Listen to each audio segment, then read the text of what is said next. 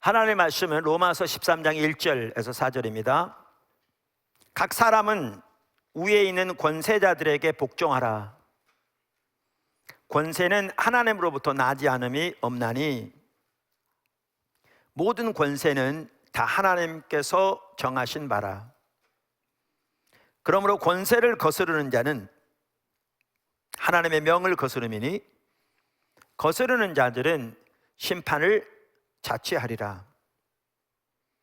다스리는 자들은 선한 일에 대하여 두려움이 되지 않고 악한 일에 대하여 되나니 내가 권세를 두려워하지 아니하려느냐. 선을 행하라. 그리하면 그에게 칭찬을 받으리라.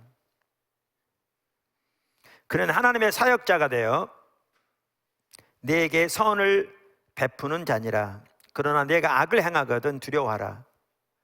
그가 공연히 칼을 가지지 아니하였으니 곧 하나님의 사역자가 되어 악을 행하는 자에게 진노하심을 따라 보응하는 자니라. 우리가 주일날 시간을 통해서 일터 사역에 대해 시리즈로 살펴보고 있는데요, 사실 일터 사역, 그러니까 일과 관련된 부분만이 아니고요, 말씀드린 대로 하나님께서 예수님의 십자가 부활을 통해 모든 창조 세계의 구속을 이루셨는데, 그리고 예수님이 다시 오실 때 그것을 완성하실 텐데, 그때까지 모든 창조 세계의 구속을 위한 하나님의 역사의 동역자로 교회를 세우셨습니다.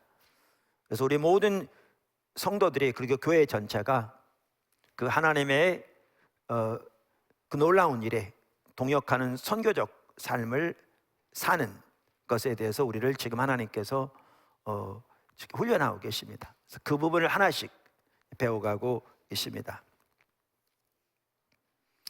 오늘부터 몇 주간에 걸쳐서 일의 소명에 대해 살펴보려고 합니다.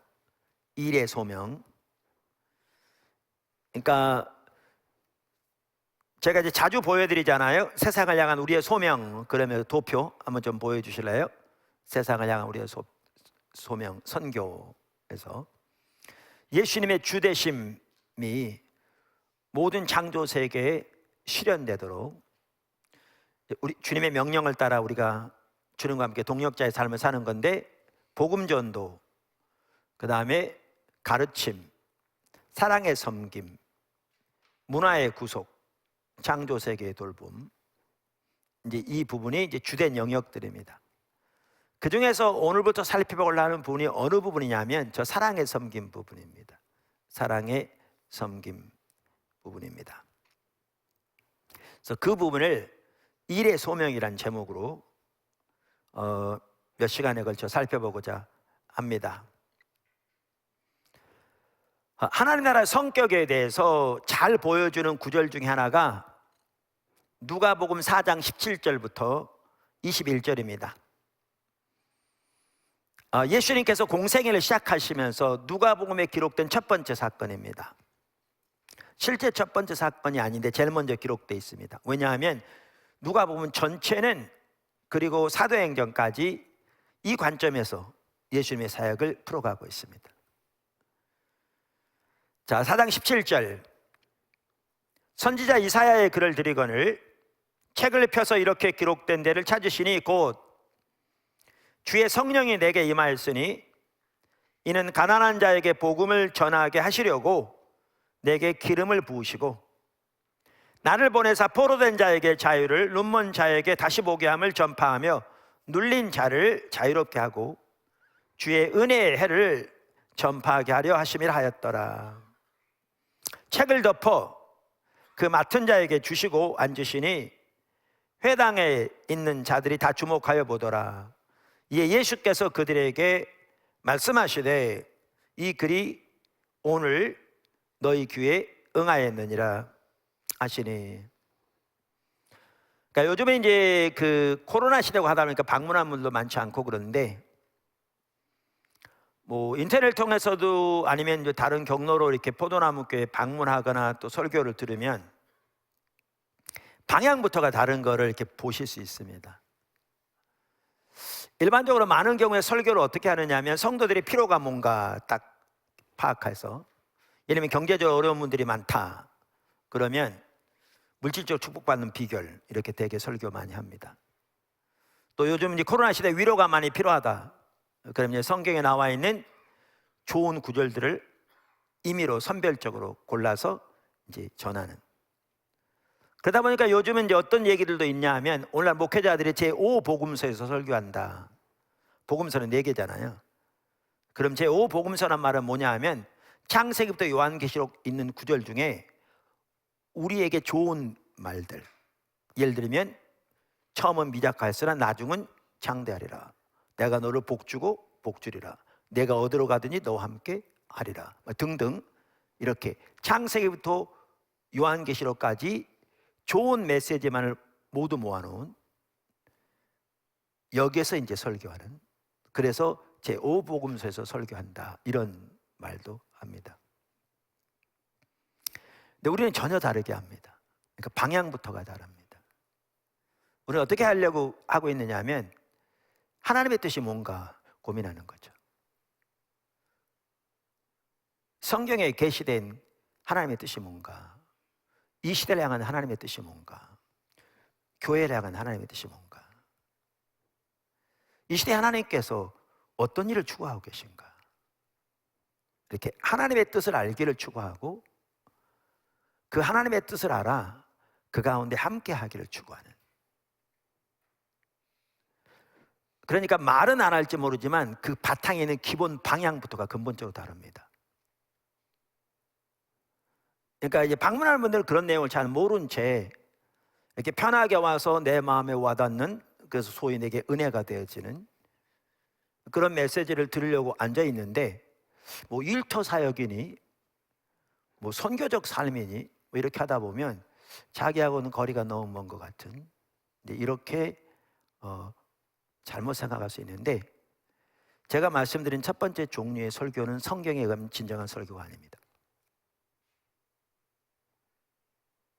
우리의 신앙은 그런 게 아닙니다. 그래서 미국이 낳은 가장 위대한 설교자라고 오늘까지도 칭송받는 조나단 에드워즈만 하더라도, 어느 시대건 하나님께 쓰임받으려면 그 시대에 하나님께서 행하시는 것이 무엇인가를 주시해보고 그 일에 온 사람으로 동참해야 한다. 제가 그 얘기를 수없이 많이 했는데, 그 조나단 에드워즈를 전공해서 박사학위를 받고 지금 총신 신대원의 교수로 와 있는 한 분을 우리가 컨퍼런스 때 코로나 이전에 초청했었는데, 그분이 와서 저한테 그런 얘기를 미리 하지도 않았는데 얘기하는 중에 그러더라고요. 그래서 그분은 18세기 분이잖아요. 조나단 에드워즈. 제1차 대각성운동 때 하나님께 귀하게 쓰임받았던 그분은 그렇게 말만 했을 뿐만 아니라 실제로 그렇게 하나님이 그 시대에 행하시는 것이 무엇인가를 주시해서 보기 위해 큰 항구로 이사를 했다고 그러더라고요. 그래서 그 당시에는 비행기가 있는 게 아니고 주로 배를 통해서 모였는데, 유럽에 그 당시에 엄청난 하나님의 부흥이 휩쓸었거든요. 요한일서 뭐 이런 등등을 통해서. 그래서 배가 여러 지역에서 들어올 때 그 지역에서는 하나님이 어떻게 일하고 계신지, 무슨 일을 하고 계신지 그것을 알기 위해 항구로 이사한. 그러니까 그분 정말 뛰어난 분이거든요. 정말 뛰어난 분입니다. 그런데 그 중심에 그런 자세가 있는 거죠. 중심에 하나님의 시대에 무슨 일을 하고 계신가? 그 주님이 계신 곳은 내가 온 사람으로 함께 해야 주님과 동행하는 삶을 살 수 있는데, 이게 모세가 살았던 삶이고 이게 바울이 살았던 삶이고, 그렇죠. 그래서 우리는 이렇게 많은 경우에 외부적으로 어떤 설교를 듣기 전부터 그 배후에 있는 가치부터가 중요합니다. 자세부터가. 그래야 설교하는 것도 그렇고 듣는 것도 그렇고 올바른 자세를 가지고 들을 수 있고요. 가정에서 마찬가지입니다. 이거 없으면 우리 신앙 완전히 타락합니다. 그저 자기의 목적을 위한 소비재에 불과한 거죠. 이 시대는 소비주의 시대라니까요. 이 시대는. 그리고 소비재가 자기의 인격을 대변하는 시대가 되어버립니다. 들고 있는 루이비통 가방이 그 사람의 인품을 대변하는 것처럼 그 사람이 타는 차의 종류가 그 사람의 인품을 대변하는 것처럼 루이비통 가방과 인품과는 전혀 상관이 없거든요. 루이비통 들었다고 이 사람이 하나님 앞에 소중한 사람이 전혀 되는 것도 아니고 삶이 주님의 형상으로 변화되는 것도 아니고 오히려 교만하여 자부심이 하늘을 찌르는 목이 곧는 백성은 될지 몰라도.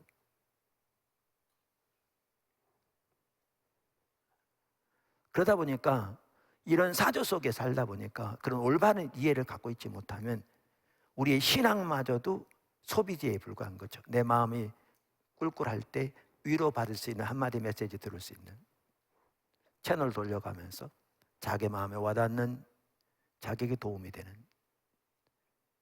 메시지를 듣는. 문제는 뭐냐면 하나님을 알고 존재를 다 사랑하며 하나님이 계신 곳에 함께 있기를 추구하며 주님의 뜻을 따라 주와 함께 행함으로 주님이 기뻐하신 자리에 머물며 주와 동행하는 삶에는 관심조차 없는 거죠. 그러면 자기 마음에는 위로를 받을지 몰라도 하나님은 전혀 실질적으로 함께하지 않는 거죠.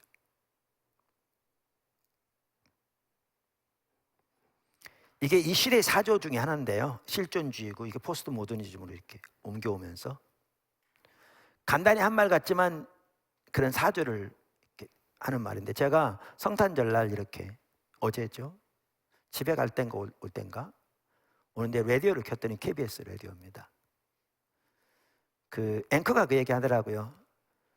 산타 어제 왔다 가셨습니까? 예. 그러면서 한 얘기가, 산타가 실제로 존재하는지 안 존재하는지 별로 중요하지 않잖아요. 존재한다고 생각하고 소망을 가지고 기대를 가지고 마음이 평안한 게 중요하잖아요. 이게 시대 사조입니다. 근데 아무런 쓸모 없습니다. 그게 존재하지 않는데.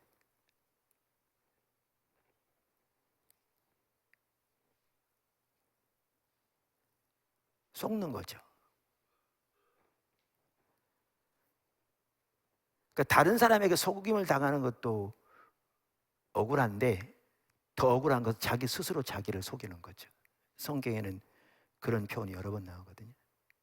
자, 그러면 그렇게 뭐 좋은 말 골라서 마음이 평안하다. 문제는 하나님과 전혀 동행하지 않으므로 하나님의 실질적인 은혜, 생명, 하나님의 임재 함께하지 않는다면 그 똑같은 거죠. 그냥 그래 살아가는 거죠. 그러다 어려운 일 닥치면 하나님 원망하고.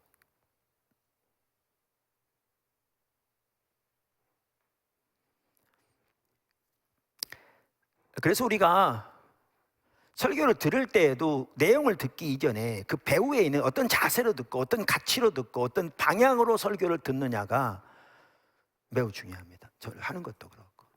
그래서 이런 부분이 먼저 있다는 사실을 기억해야 합니다. 기억해야 합니다. 심각합니다. 자, 그래서 제가 아까 광고에 나눈 것처럼 그런 내용이죠. 하나님께서 지금 일터 사역만 하더라도 정말 중요한 핵심적인 부분을 인도하고 계시거든요. 인도하고 계세요.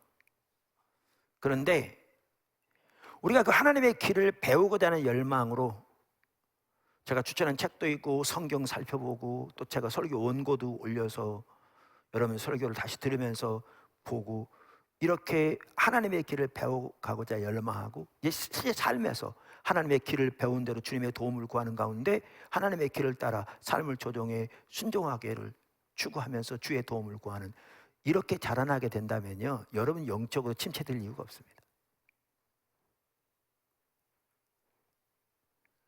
오히려 코로나 기간이 이렇게 훨씬 유익한 기간이 될 겁니다. 그리고 실제 삶에서 하나님이 함께 하신 것을 경험하게 될 거고 하나님의 살아계신 역사가 실질적으로 삶에서 함께 하시는 것을 이렇게 경험하게 될 겁니다. 제가 지난 이렇게 성탄절 준비 때문에 일부 함께하는 우리 세종초소 지체에 여기 왔는데 전에 제가 자주 못 봤죠. 제가 세종초소 지체를 잘 모르니까. 처음 봤었나? 근데 목사님이 저한테 얘기해 주더라고요. 그분에 대해서. 그분이 양쪽 눈이 거의 실명이래요. 양쪽 눈이 거의 실명. 그런데 이 시리즈를 설교하는 중에 설교를 듣고 은혜를 구하는 가운데 한쪽 눈이 시력이 0.6까지 돌아왔대요. 기적이래. 제가 안경을 끼웠는데 한쪽 눈이 0.9거든요.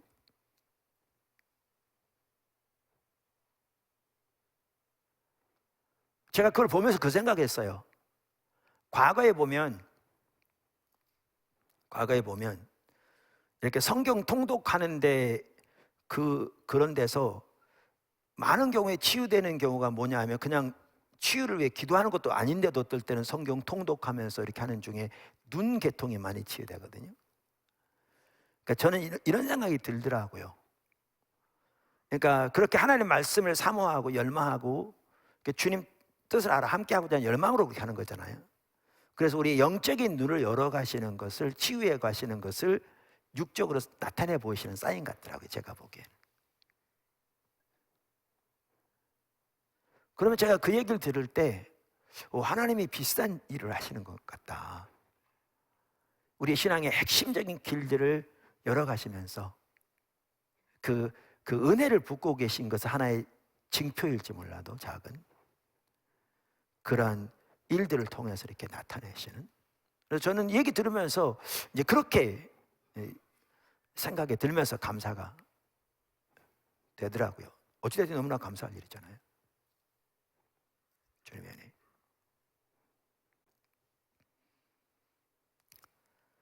네, 아까 말씀드린 대로 그 누가복음 4장 17절에서 21절은 하나님 나라와 관련해서 아주 중요한 구절입니다. 근데 이 구절에서는 세 가지를 간단히 볼 수 있어요. 그 외에도 많겠지만 제가 이 구절 설교하려고 그런 게 아니고요. 하나는 뭐냐 하면, 구약에 예언된 말세에 임하게 되어 있는 하나님의 나라가 예수님의 삶과 사역 안에서 지금 이미 임했다는 것을 볼 수 있습니다. 주님이 그렇게 말씀하셨잖아요. 또 하나는 성령을 통해 하나님의 나라가 임한다는 것을 볼 수 있습니다, 이 구절에서. 더 나아가 이 구절은 하나님의 나라의 성격에 대해서도 말하고 있습니다. 아주 매우 중요한 부분입니다. 다시 말하면 성령의 능력을 통한 전인적인 치유 사역인 거죠. 그래서 예수님께서 이 땅에 계실 때에 공생의 사역 기간 동안에도 정확하게 예수님이 그 일을 하셨습니다. 하나님 나라의 사역으로. 그래서 예수님은 성령을 통해 전인적인 치유 사역을 감당하셨고요. 성경은 예수님이 감당하신 그 사역이 하나님 나라가 이 땅에 임한 징표임을 이렇게 말하고 있습니다. 그래서 예수님의 삶과 행위와 말씀으로 하나님 나라를 전하셨잖아요. 그런데 이러한 하나님 나라의 사역은 예수님이 감당하실 뿐만 아니라 우리가 예수님의 제자로서 감당해야 할 사역이기도 합니다. 그래서 사랑으로 우리가 가난한 자를 돌보고 압제당한 자를 자유케 하고 소외된 자들을 사랑으로 섬기는 것 등 이러한 것들은 교회가 감당해야 할 매우 중요한 사역입니다. 당연히 성령의 능력으로, 또한 성령의 도움으로, 성령의 인도를 따라 주님 안에서. 그래서 아까 말한 사랑의 섬김 이렇게 말할 때 이런 내용이 포함됩니다. 여기 이런 내용이 포함됩니다. 근데 제가 아까 사랑의 섬김이라고 말할 때는 이런 내용뿐만 아니라 매우 중요한 다른 부분이 있습니다. 그게 일의 소명에 대한 겁니다. 그거를 제가 살펴보려고 하는 겁니다. 그거를 일의 소명에 대한 부분입니다. 특별히 제가 이번에 몇 주간에 걸쳐 살펴보려고 하는 일의 소명, 그 부분은요, 이 책에 아주 잘 나와 있습니다. 아주 뛰어난 책입니다. 그러니까 평범한 일 속의 특별한 소명이라는 책인데요, 진 에드워드 베이스라는 학자가 쓴 책입니다. 지난 학기에 새물결 신학원에 제가 일터 신학 강의했거든요. 너무나 좋은 시간이었습니다. 그러니까 짧은 시간이기 때문에 한 학기 해봐야 짧은 시간이기 때문에 전체를 다 살펴볼 수는 없었지만 그 핵심적인 전체적인 윤곽, 앞으로 나가는 방향 등 매우 소중한 부분이 다뤄졌습니다. 그래서 마칠 때쯤 되니까 정말 더 중요한 게 보이고, 그래서 제가 우리 스태프들이 대부분 젊잖아요. 젊은 목회자들 이 부분을 반드시 알아야 되겠다. 정말 하나님의 사람으로서 이렇게 목회 성도도 이끌어 가려면 그래서 계절학기 사이버로 오픈하도록 요청을 했고, 제가 스태프들에게도 시간 나는 대로 이렇게 함께 하라고 권면했거든요. 그래서 단순히 강의만 들을 게 아니라 여러 책들을 읽고 이렇게 레포트를 쓰고 하게 돼 있어요. 그렇게 하라고. 그럼 정말 귀한 것들을 보게 될 거라고. 그래서 제가 주일날 광고도 이렇게 나가고 그랬잖아요. 그런데 제가 그때 그 강의를 하면서도 이 부분의 중요성을 깨닫게 되었습니다. 사실은 제가 이 책을 볼 때에 아까도 말씀드린 이 일의 소명과 관련해서 정말 중요한 한 부분이 있는데, 그걸 아주 잘 다룬 책이 이 책이거든요. 어느 책보다 그 부분을 뛰어나게 다룬 책이 이 책이에요. 그래서 볼 때에도 제가 정말 이게 참 좋다, 귀하다, 그게 보여졌고, 그래서 신학원 강의할 때도 이 부분 가지고 강의했는데, 더 나아가서 제가 과거에도 한번 얘기한 것 같긴 한데, 개인적으로 성령께서 중요성을 저에게 깨닫기도 하셨어요. 깨닫기도 하셨어요. 그러니까 아까도 말씀드렸는데 한 학기 강의해봐야 이번에 책만 하더라도 아마 읽고 레포트 쓰는 게 10권도 넘었을 거요. 잘 안 쉬어봤지만. 그러니까 수강료보다 책값이 더 들어간다고 막 얘기할 정도로. 그러니까 이렇게 많은, 그러니까 너무나 소중한 거라도 여러 시간에 할 수 없잖아요. 그래서 제가 이 시간을 4시간 한 타임에 하려고 했는데 못했고 2타임에 나눠서 했고요. 나머지는 각자가 이렇게 읽고 소화하도록 이렇게 했는데, 그 다음 주에 제가 강의를 하려고 이렇게 다른 부분을 나누려고 했는데 전혀 인도하심이 없더라고요. 성령의 뒷받침이.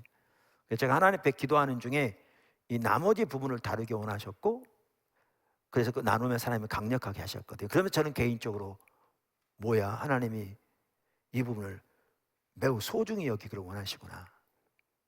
그렇지 않은 내용은 너무 중요하지만 제가 그걸 보면서 우리 포도나무 지체들에게 이 부분을 반드시 무장시켜야 되는구나, 그걸 더 깨닫게 된 거죠. 그 내용도 그렇지만 주님의 그런 인도하심을 보면서. 그래서 사실 그 전에도 한번 이렇게 나눌까 이렇게 하다가 이렇게 기도하면 주님이 확신을 안 주셔서 미루고 있었는데, 이번에 사실 이 부분을 이렇게 나누게 된 겁니다. 그래서 일의 소명에 대해서 아마 2-3주 걸릴 것 같은데요, 이렇게 살펴보려고 하는 겁니다. 참고로 이 책은 그 루터의 일의 소명에 대한 그 가르침에 기초하고 있습니다. 그러니까 루터가 모든 종류의 일을 하나님의 소명으로 인식하고 이 부분에 집중적으로 가르치기 시작했습니다. 이것을 구스타프 빙그렌이라는 학자가 루터 on vocation, 그러니까 일의 소명에 대한 루터의 견해, 그런 뜻인 거죠. 그러한 책으로 이렇게 정리했습니다. 그 영어 책을 혹시 보기 원하시면 제가 가지고 있습니다. 그게 두꺼운 책은 아닙니다. 그걸 정리했는데, 이 진 에드워드 베이스라는 이 학자가 그 책을 보고 삶에서 근본적인 변화가 있었습니다. 자신의 인생을 전혀 새롭게 보게 된 거죠. 그래서 이 부분을 집중적으로 연구하기 시작했습니다. 베이스 이 교수는 미국의 위스콘신 주에 있는 콘콜디아 대학의 예술과학대학 학장인데요, 이걸 보면서 집중적으로 연구하기 시작하고 그걸 나누면서 그 콘콜디아 대학에서 이 부분의 소중함을 보게 된 겁니다. 그러면서 소명 원리를 연구하고 적용하고 발전시키는 연구소를 세웁니다.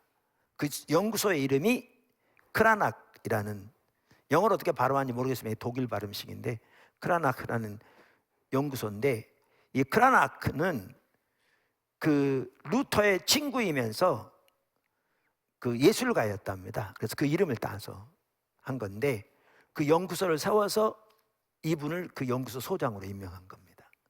지금 이 부분에 대해서 이렇게 집중 연구하고 또 책도 내고 전 세계적으로 강의하면서 이렇게 하나님의 백성들을 어떻게 일의 현장에서 하나님의 소명으로서 그 일을 감당할 수 있는지를 이렇게 무장시켜 가고 있습니다. 그래서 그 책이고요. 말씀드린 대로 우리가 이 부분을 더 배워가기 원합니다. 아멘. 첫 번째, 하나님의 섭리. 우리가 감당하는 일을 하나님의 소명으로 이해하는 매우 중요한 그 성경적인 배우의 가치는요, 하나님의 섭리에 있습니다. 그러니까 이를 소명으로 아는 성경적인 이해와 하나님의 섭리는 밀접한 관계가 있습니다. 하나님의 섭리에 대해서는 전에도 몇 번 나눴었는데요, 창세기 1장에서 하나님께서는 천지를 창조하십니다. 그런데 창세기 2장에서는 계속해서 하나님이 천지 창조 역사를 이루어 가십니다. 특별히 하나님의 섭리와 관련된 부분이 거기에 나옵니다. 그러니까 하나님은 지금도 계속해서 하나님의 모든 창조 세계를 유지하고 돌보시고 보살피시며 위에서 공급하시는 일을 계속하고 계십니다. 그것을 학자들은 하나님의 섭리라고 부릅니다. 영어로 providence라고 그러는데요, 이 섭리라는 단어는 말씀드린 대로 providence라는 말인데, 영어로 공급하다라는 말이 provide라는 단어인데 그 단어와 같은 어근에서 나온 겁니다. 그래서 하나님의 섭리를 어떤 사람들은 다른 말로 하나님의 공급이라 이렇게 부르기도 합니다. 우리가 이미 살펴본 대로 히브리서 1장 3절에 보면 지금도 하나님은 예수님의 능력의 말씀으로 모든 피조 세계를 붙들고 계신다, 성경은 말하고 있습니다. 팀 켈러 목사님도 일과 영성 43쪽에서 이렇게 말합니다. 창세기 2장 역시 하나님이 만물을 창조하실 뿐 아니라 피조물들을 돌보시는 일을 계속하시는 걸 보여준다.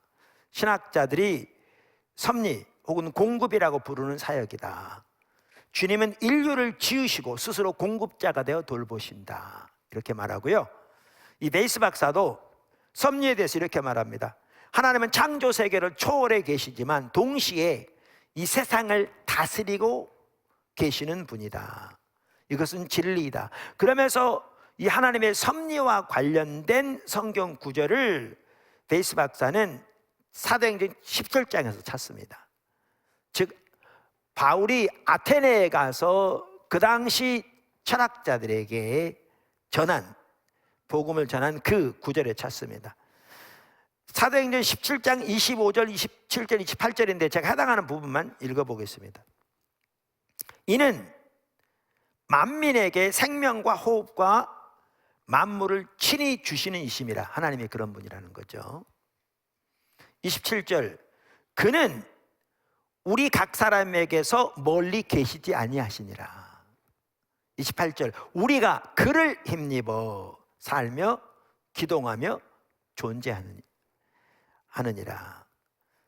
그러니까 현대인의 성경을 보면요, 27절과 28절 해당하는 부분을 이렇게 번역하고 있습니다. 사실 하나님은 우리에게서 멀리 떠나 계신 분이 아닙니다. 우리는 그분 안에서 살고 움직이며 존재합니다.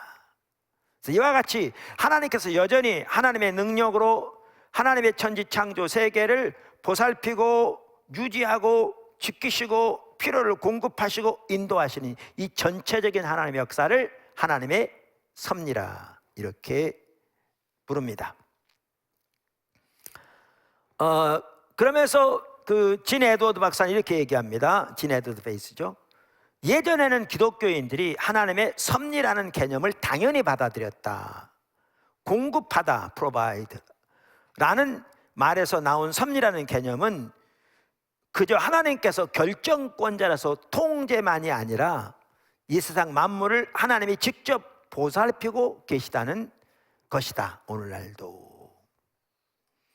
자, 이와 같이 하나님은 이 모든 피조 세계를 하나님의 섭리를 통해 보살피고 돌보시고 위에서 공급하시고 인도하고 계신데, 하나님이 역사를 어떻게 행하시느냐?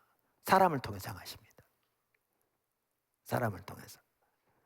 그러니까 하나님께서 창세기 1장에서 천지를 창조하시고 그 창조 명령, 인간을 창조해서 창조 명령을 주실 뿐만 아니라 2장에 보면 하나님의 섭리적인 역사에 대해서 말하면서 아담과 하와를 이 역사의 동역자로 부르신 걸 볼 수 있습니다.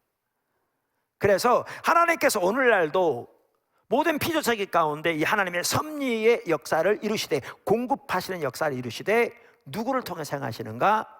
하나님의 형상으로 창조함을 받은 인간을 통해서 그 일을 하십니다. 근데 이것을 가장 잘 지적한 사람이 마르틴 루터였습니다. 종교개혁자 마르틴 루터였습니다.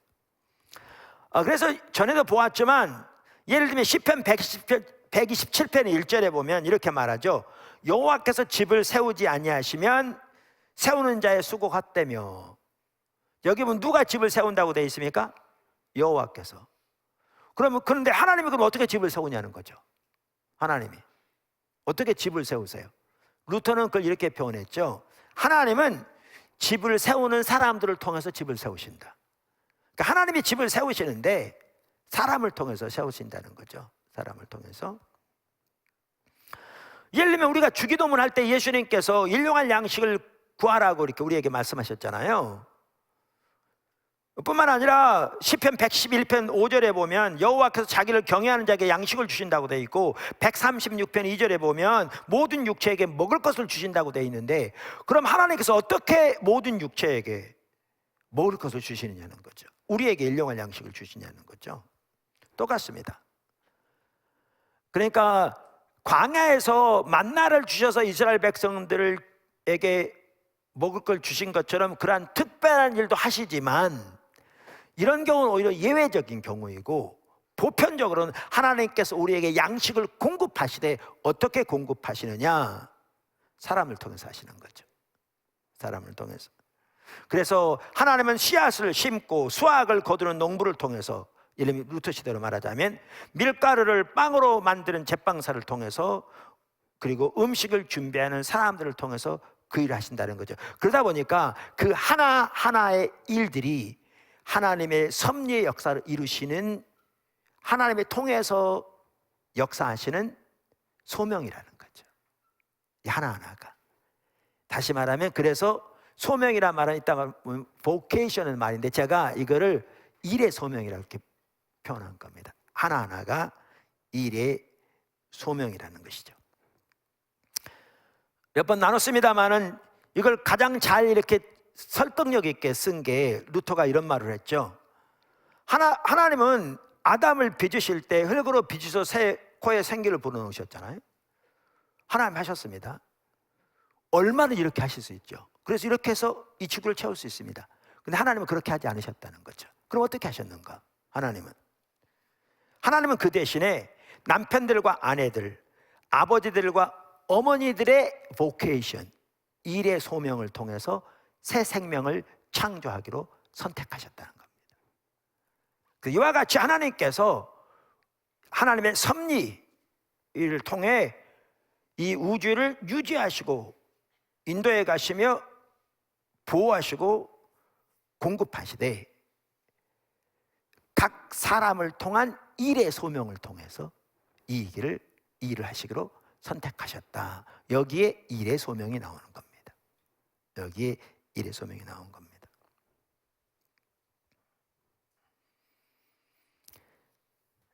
두 번째, 일의 소명, 영어로 vocation입니다. 금방 살펴본 대로 우리가 하나님의 섭리를 이해하면, 그 하나님의 섭리의 역사를 위해 인간을 동역자로 부르신 사실에서 우리는 일의 소명을 발견할 수 있습니다. 그래서 루터는 우리가 하는 모든 일에서 하나님의 소명을 보았고요, 그것을 vocation이라고 불렀습니다. 제가 일의 소명이라고 번역하는 vocation이라고 불렀습니다. 이 vocation이라는 단어는 원래 소명이라는 단어입니다. 그러니까 라틴어 vocare라는 단어가 라틴어에서는 부르다 그런 뜻이에요. 그래서 거기서 나온 vocation은 소명이라는 말인데, 이 일을 소명으로 본 거를 말하는 거죠. 그래서 제가 일의 소명이라고 부른다고 그랬잖아요. 근데 오늘날은 이 vocation이라는 단어가 소명이라는 개념은 사라져버린 채 오늘날에는 단순한 직업을 의미하는 단어로 바뀌어버렸죠. 그러니까 일상적인 용어로 바뀌어버렸죠. 그래서 영어에서 오늘날 vocation 그러면 단순한 직업입니다. 그래서 vocational training 그러면 직업 훈련이고, vocational education 그러면 직업 교육이고, what is your vocation? 그러면 당신의 직업이 뭐냐? 그러면 다른 말하면 what is your job? 하고 똑같은 말은. 그래서 단순한 일상적인 용어로 직업이 되어버린 거죠. 그런데 원래 처음에 만들어질 때는 이게 소명으로서의 일을 말하는 겁니다. 그래서 vocation이라는 단어를 쓴 겁니다. 소명. 그래서 저는 그것을 일의 소명이라고 이렇게 부른다 말씀드렸습니다. 이 부분에 대해서 아까 말한 그 베이스 박사는 이렇게 말합니다. 성경에는 복음으로 부르셨고, 그러니까 하나님께서 우리를 복음으로 부르셨다는 거예요. 데살로니가 후서 2장 14절. 하나님이 우리를 어떤 일이나 어떤 모습의 삶을 살아가도록 부르셨다는 말씀으로 가득하다. 뭐가? 성경에는. 그러니까 고린도서 1장 2절, 7장 15절, 20절 등. 그러면서 성경의 다른 가르침들과 더불어 종교 계획을 거치면서 대두되어 아주 구체적으로 발전하였다. 무슨 말이냐면 이 일을 소명으로 보는 이 이해가 성경에는 여러 군데 이미 나와 있는데 종교 개혁을 거치면서 이것이 대두되었다는 거죠. 전면적으로 부각되었다. 근데 그 일을 한 가장 핵심적인 인물이 루터였습니다.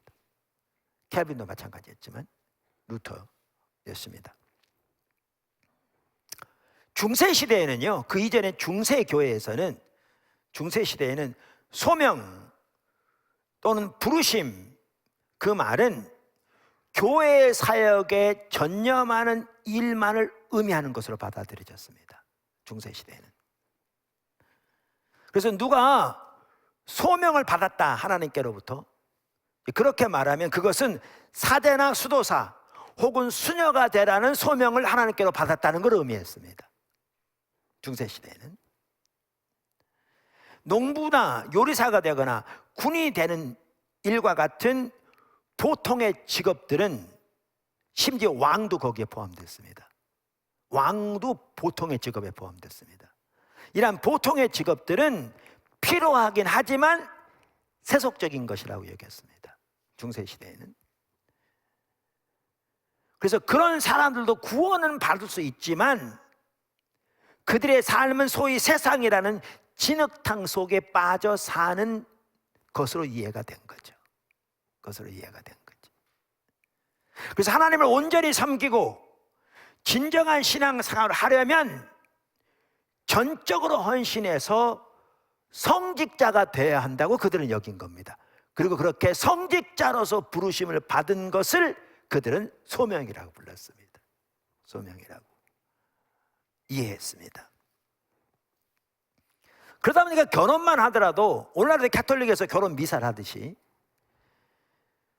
결혼만 하더라도 결혼을 선한 것으로 하나님이 맺어주시는 거룩한 예식이라고 받아들이긴 했지만, 그러나 부부 혹은 부모가 되는 것은 성직자의 신앙생활에 장애가 된다고 생각했습니다.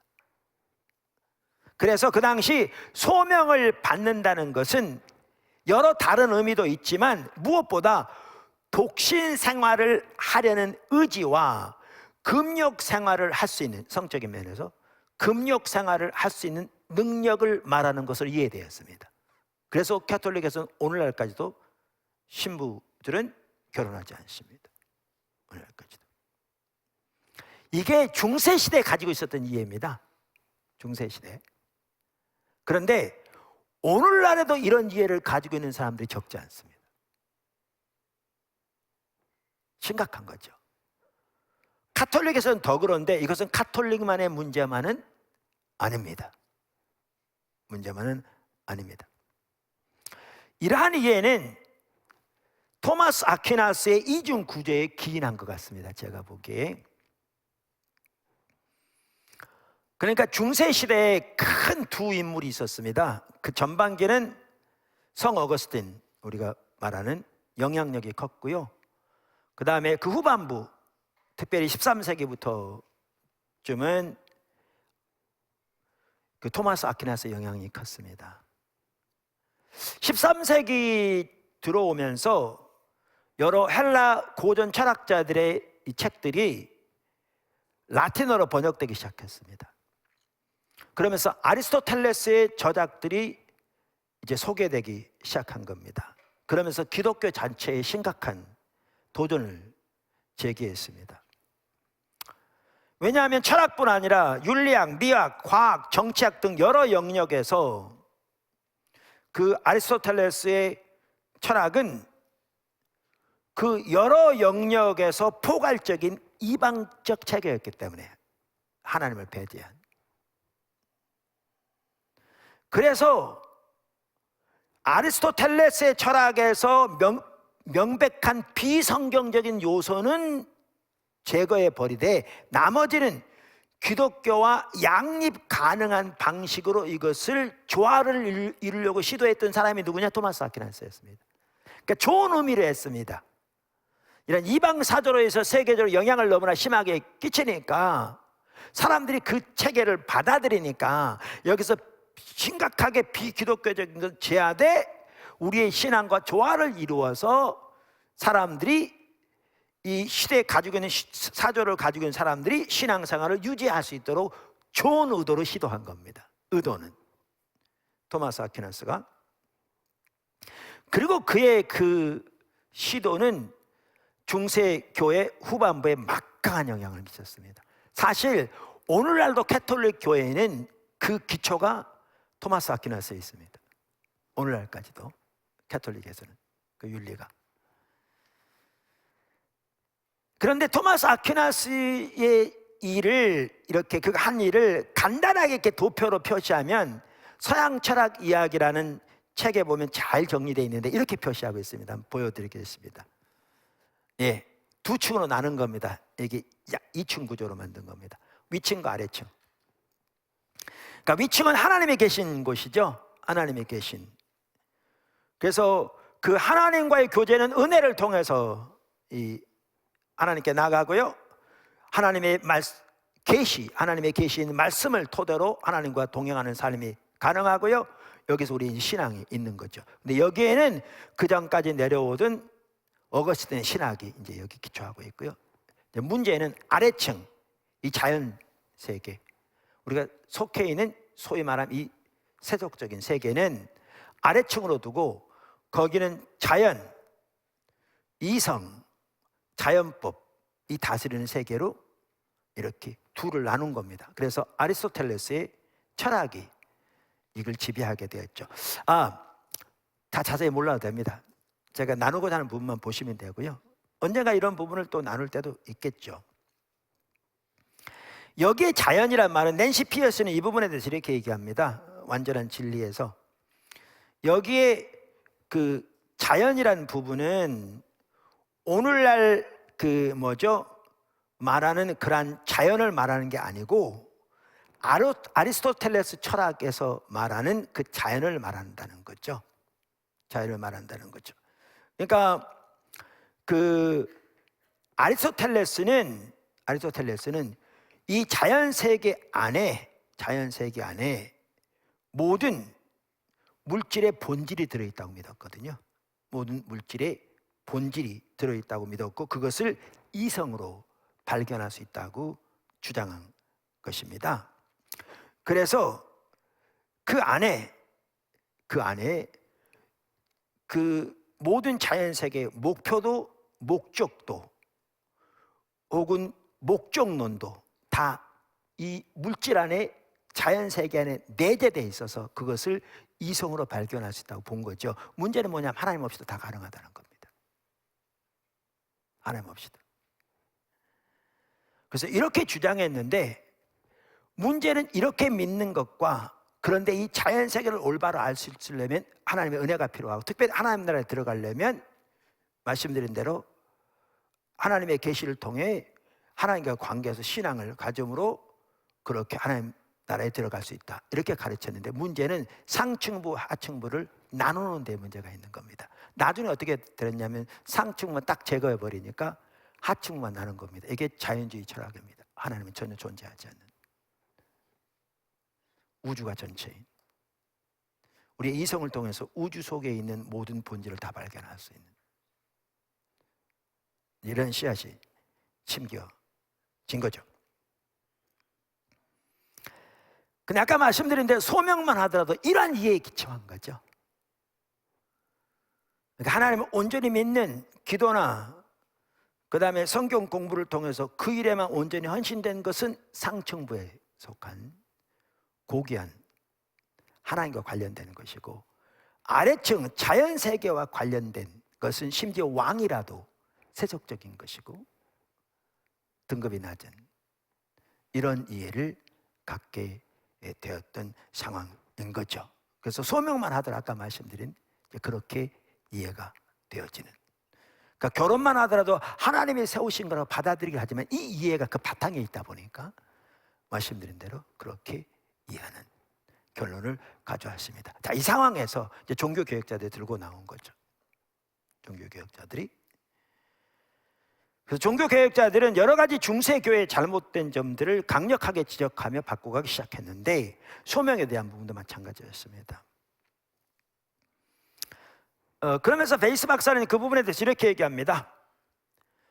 기존 교회 구조를 복음과 성경에 비춰 자세히 살펴본 종교개혁자들은 성직사나 수녀, 수도사들만이 하나님의 특별한 은총을 받은 것이 아니라 모든 성도도 지극히 충만한 하나님의 은혜로 신앙생활을 할 수 있다고 주장했다는 겁니다.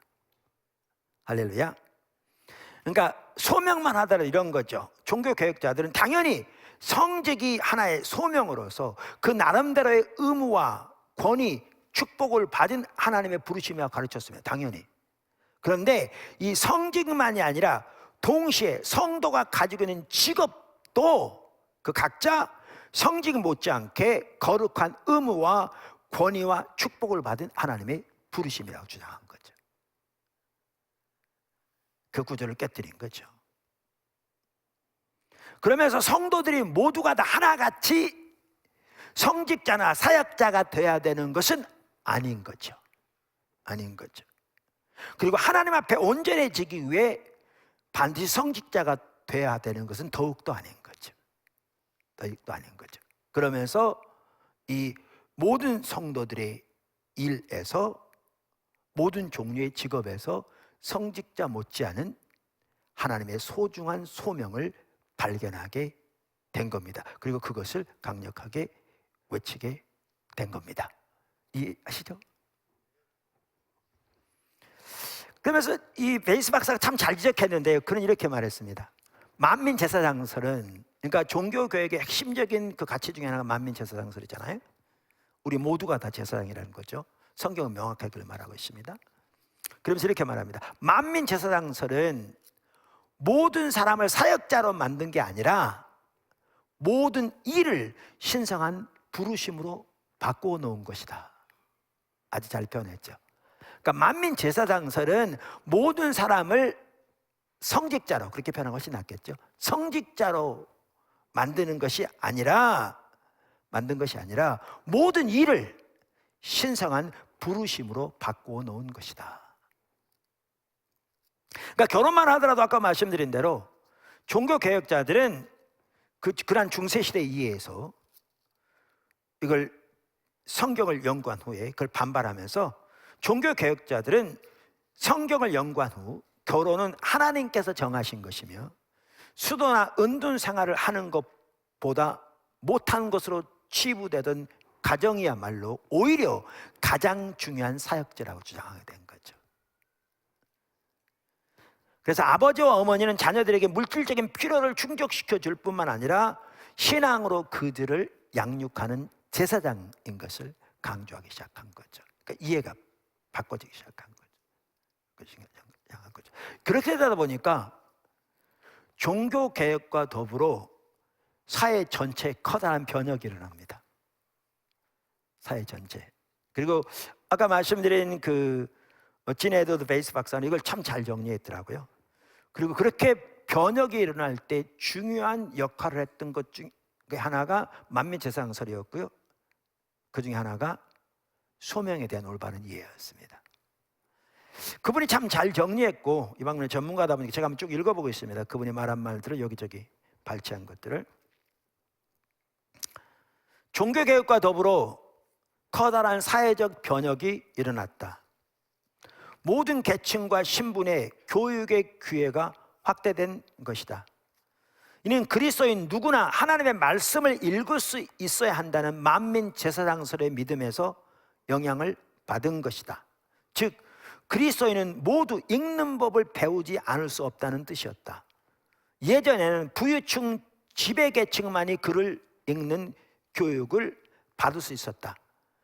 중세시대에 글을 읽을 줄 아는 몇 안 되는 부류 중에 성직자가 포함되어 있었다. 물론 공무를 보거나 사업을 하는 관료나 서기도 글을 읽고 쓸 줄 알았다.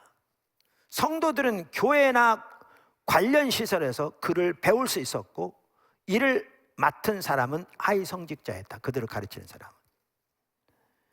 영어로 서기를 나타내는 클럭이라는 단어는 성직을 나타내는 클러릭 혹은 클러지, 성직자는 뜻은 에서 나온 것이다. 한편 개혁교회는 여자아이나 남자아이나 농부나 지주나 그 누구에게나 하나님의 말씀을 읽는 법을 가르치기 위해 야심찬 대중교육 프로그램을 시작했다. 여러분, 학교가 어디서부터 시작된 줄 아십니까? 교회부터 시작됐습니다. 근데 문명에 학교가 어디서부터 시작됐느냐? 교회부터 시작됐습니다. 종교개혁이 발단이었습니다. 지금 읽은 것처럼 그 전에는 거의 문맹이었습니다. 부유층, 지배계층만 읽은 걸 배웠고, 성직자들이 읽었고, 그 다음에 관료나 서기들만 읽을 정도로. 그런데 모든 성도가 제사장이라는 이 가치, 그러면 모든 성도가 제사장으로서 하나님의 말씀을 읽을 수 있어야 한다는 이 당위성에서 교회에서 교육이 시작된 겁니다. 교회에서 교육이 시작된 겁니다. 그러면서 그들을 가르치는 그 선생, 교사들은 성직자들, 특별히 하위 성직자들 일을 감당했다, 이렇게 말하잖아요. 그래서 이렇게 읽을 줄 알고 그러면서 서기가 되고 그랬는데, 이 서기란 말은 영어로 클럭, 뭐죠? 클럭이라고 그러잖아요. 그런데 그게 클러지, 성직자, 혹은 클러릭, 성직의 거기서 나온 말이라고 이렇게 얘기했습니다. 근데 교육이 여기서 멈추지 않았어요. 제가 계속 읽어볼게요. 성경 읽는 법을 배운 사람은 이제 무엇이나 읽을 수 있게 되었다. 하지만 흥미롭게도 개혁교회에서 시작한 학교는 기본적인 문자 교육과 성경 읽기 이상을 가르치게 되었다. 자신의 재능을 발휘할 수 있는 자의 시민으로 키우기 위해 그리스나 로마에서 시작된 고전 인문 교육을 실시한 것이다. 그러나 그리스나 로마도 노예를 위해 따로 기술 교육을 하긴 했지만, 개혁교회는 사회적 신분에서 자유케 될 수 있음을 보여주려고 하층 계급에도 고전 기독교 교육을 실시했다. 너무나 놀라운 일들이 교회에서 교육이 시작된 겁니다. 나중에 이 일의 소명을 다루다 보면 이게 고린도 7장 같은 경우 사도 바울이 노예로 있을 때 부르심을 받았으면 그대로 있으라 이렇게 말하거든요. 그러니까 일부에서는 그러한 구절들을 가지고 사도 바울이 노예 교육을 그러니까 노예 제도를 뒷받침하는 것으로 이렇게 잘못 오해하거든요. 전혀 그런 내용이 아닌데 기회 되면 살펴보겠지만, 뿐만 아니라 루터만 하더라도 일의 소명, 노예라서 소명, 하나님이 주신 소명이라 이렇게 가르치다 보니까 노예 제도를 그냥 수동적으로 받아들이는 것처럼 그렇게 비방하거든요, 주변 사람들 일부에서는. 근데 성경에 나오는 사도 바울의 말도 실질적으로 그 말이 아니고, 루터가 말했을 때 그 말도 그 말이 아니고, 더 광범위가 포함되고 실제로 열매로 나타나는 것도 이거였습니다. 교회에서 교육이 시작됐는데 인문 교육까지 되어지면서 그 목표 중에 하나는 하층, 그 당시 사회적으로 그들을 교육시켜 좀 더 자유롭게 시민으로 살아갈 수 있도록 그들을 교육시킨 겁니다. 열매는 정반대로 나타났습니다. 열매는 정반대로 나타났어요. 이게 교회에서 시작된 겁니다. 종교개혁은 하나님과의 개인적인 관계에 많은 관심을 기울여 세상의 사회 변혁 운동이나 경제적 부흥, 결국 정치적 자유와 같은 열매를 맺는 데도 영향을 끼쳤다. 이런 것들이 불이 붙은 것은 새로운 교육을 통해서뿐 아니라 소명이라는 교리를 가르친 것과도 연관이 있다. 루터는 대교리 문답서에서 목회자를 위해 소명의 교리를 구체적으로 전개해 놓았으며, 의무 조항을 갖추고 있는 소교리 문답서에서는 소명을 모든 성도들이 명심해야 할 중심 교훈으로 삼았다. 칼빈과 그의 추종자들도 세상 속에서 살아가는 그리스도인들의 소명을 중요시했으며, 청교도는 소명에 대한 가르침을 더 구체화시켜 미국 문화를 형성하는 데 영향을 끼쳤다.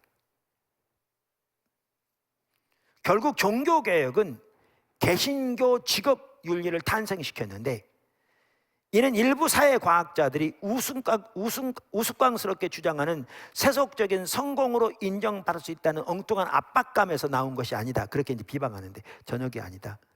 오히려 직업윤리는 직업의 의미에 대한 이해와 소명에 대한 기독교의 가르침에 비춰본 평범한 인간의 노동에서 오는 만족과 성취감에서 나온 것이다. 다시 말하면 기독교 직업윤리는 소명에 대한 성경적 이해에서 나오게 되었고, 그러한 이해로 섬기면서 평범한 인간의 노동에서 진정한 만족과 성취감을 사람들이 갖게 되면서 여기에서 개신교 직업윤리가 나왔고, 이게 그 당시 사회 제도를 바꿨다는 겁니다. 그리고 미국 문화를 형성하는 기초가 되었다는 겁니다.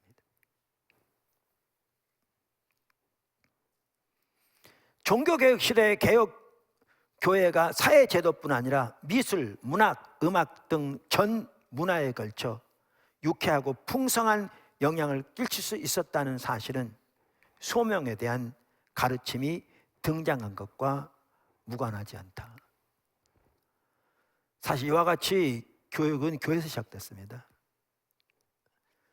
중세의 문화를 바꾼 핵심적인 영향 미쳤던 것 중에 하나도 종교개혁이었습니다. 만민 제사장들 소명에 대한 이해. 요즘은 교회가 다시 교육을 할 때가 된 것 같습니다. 여러분 아는 것처럼.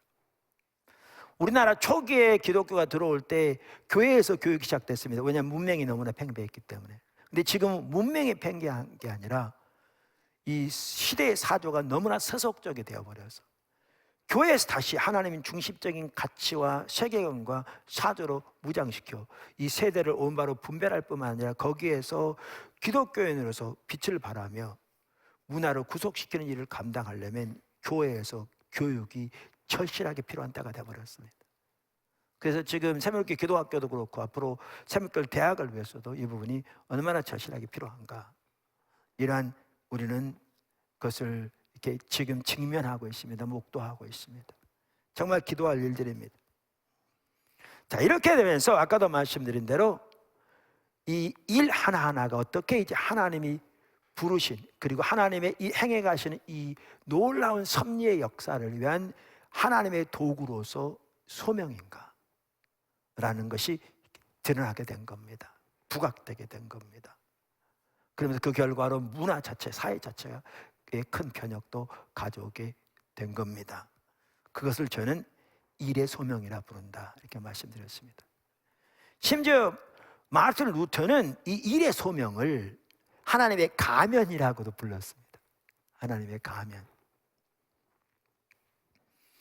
무슨 말이냐면 이 책에 보면 나중에 그 부분까지 제가 살펴볼 수 있을지 모르겠는데요, 우리 모든 성도는 네 분야에서 소명을 받았다, 복합적인 소명을 가지고 있다, 이렇게 말합니다. 네 분야에서. 그 네 분야가 뭐냐 하면 일터에서, 가정에서, 교회에서, 사회 정치 말하는 거죠.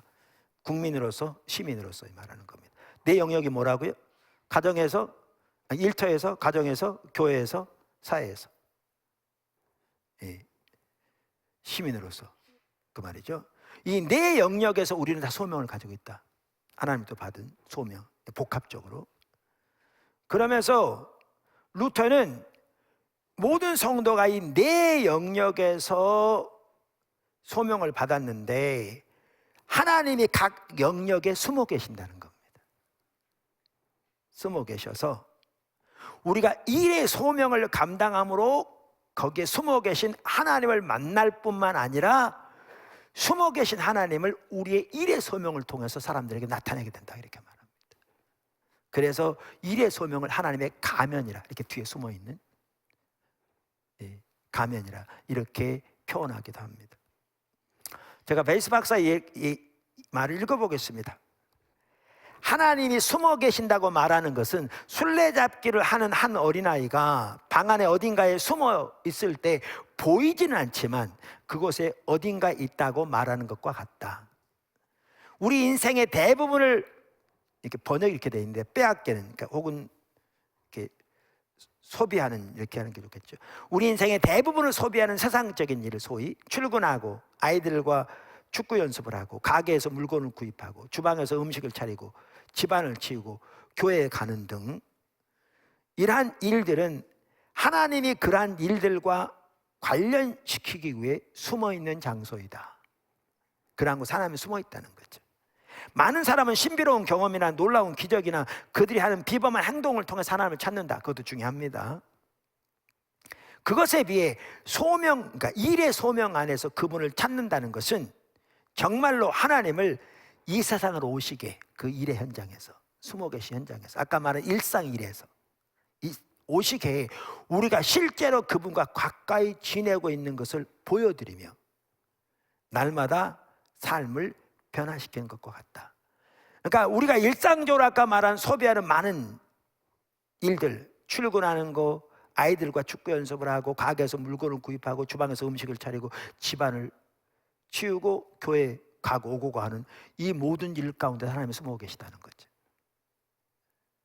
거기 우리를 만나기 위해 한편으로는. 그래서 일의 소명을 통해 우리는 그것을 숨어 계신 하나님을 만날 뿐만 아니라 일의 소명을 통해 우리가 그 상황에서 하나님과 가까이 지냄으로 하나님을 나타내 보이는, 드러내는, 그러면서 우리의 삶이 변화되는. 루터는 그렇게까지 얘기했습니다. 일의 소명. 할렐루야. 우리 그때 그 신학원에서 일터 사역 강의하면서 어떤 성도님이 얘기했던가 어떤 목사님이 얘기했던가 기억은 안 나는데 한 분이 이런 얘기를 한 기억이 나요. 이걸 배워가면서 아내를 도와서 그 부엌에서 접시를 닦는 일도 이제는 이것이 하나님을 위한 것이고 하나님과 함께한 일이라는 것을 알게 되니까 이해가 완전히 달라지더라. 이게 루터가 한 말입니다. 이해가 완전히 달라지더라. 세 번째, 하나님이 두 개의 왕국을 다스리신다. 그러니까 이 일의 소명을 이해함에 있어서 이렇게 같이 이렇게 다루고 있는 게 진 에드워드 박사는 루터는 하나님이 두 개의 왕국을 다스리신다고 주장했다는 겁니다. 두 개의 왕국. 우선 그 전에 진 에드워드 베이스 박사는 예전에는 기독교인들이 하나님의 섭리라는 개념을 당연히 받아들였다고 말하면서, 그런데 18세기 이후 사람들의 사고가 급속도로 세속화되면서 그래서 자연주의, 계몽주의가 이제 판을 치고 20세기 들어와서는 실존주의 사고로 세속화되면서 사람들이 하나님의 그 섭리를 받아들이지 않게 되었다고 쭉 설명합니다. 지금 제가 그걸 살펴볼 시간은 없고요. 근데 세계관의 문제는 정말 중요합니다. 이 진 에드워드 박사도 세계관 부분에서 많이 연구한 분입니다. 그래서 그분이 쓴 책 중에 포스트 모더니즘의 세계라는 책이 있습니다. 그 번역된 책인데요. 그 책도 아주 좋습니다. 네. 그러면서 이렇게 얘기합니다. 전에는 하나님이 비를 내리신다고 생각했다는 거죠. 섭리, 아까 말한 대로. 그런데 계몽주의 시대 과학자들은 그것을 어떻게 바꿔버렸냐면 기압과 적당한 습도, 전선에 대한 연구 자료를 제시하면서 그것들이 비를 내린다고 주장한 거죠. 그래서 비의 원인을 설명하는데 하나님은 전혀 필요 없게 된 거죠. 그러니까 오늘 안 믿는 사람들이 다 그렇게 믿고 있고요, 심지어 믿는 사람들 중에서도 적지 않은 사람들이 그렇게 생각하고 있는 거죠. 근데 문제는 기억하실 것은 그 지금 이해는 그것이 자연주의 혹은 계몽주의 사조에 기초한 이해입니다. 무슨 말이냐면 화학적이고 기상과학적인 과정을 알았다고 해서 하나님이 비를 내리신다는 사실이 결코 사라지는 건 전혀 아닙니다. 자연계에 일어난 모든 현상을 계획하고 창조하고 유지하는 분이 바로 하나님이시기 때문에 그렇습니다. 섭리를 통해서. 하나님은 도구를 통해서 일하시는 거죠. 일하시는 거죠. 아까 말씀드린 대로 이게 자연주의 사고에서 나온 건데요, 그 자연주의는 기회 되면 나중에 살펴보겠지만 내부에서 반발이 일어납니다. 외부에서 공격이 아니라. 왜냐하면 자연주의는 존재하는, 우주가 존재하는 모든 것이고 우주 내에 내재되어 있는 법칙에 의해서 움직여진다는 거거든요. 그러니까 거대한 기계에 불과한 겁니다. 근데 그렇게 되면 인간도 이 우주의 한 부분으로서 기계에 불과합니다. 그러면 여기에 내재되어 있는 자연 법칙에 따라서 이게 굴러가는 기계에 불과하기 때문에, 그러면 인간에게는 자율성은 존재할 수 없습니다. 자기의지는 존재할 수 없습니다. 자존감은 존재할 수 없습니다. 인생의 의미는 존재할 수 없고 인생의 목적은 존재할 수 없습니다. 근데 사람은 그렇게 못 삽니다. 그래서 외부에서 공격이 들어간 게 아니고요, 내부에서 자연주의 결론은 그렇게 나올 수밖에 없습니다. 그래서 내부에서 무너지기 시작한 겁니다. 그래서 포스트 모더니즘이 나온 겁니다.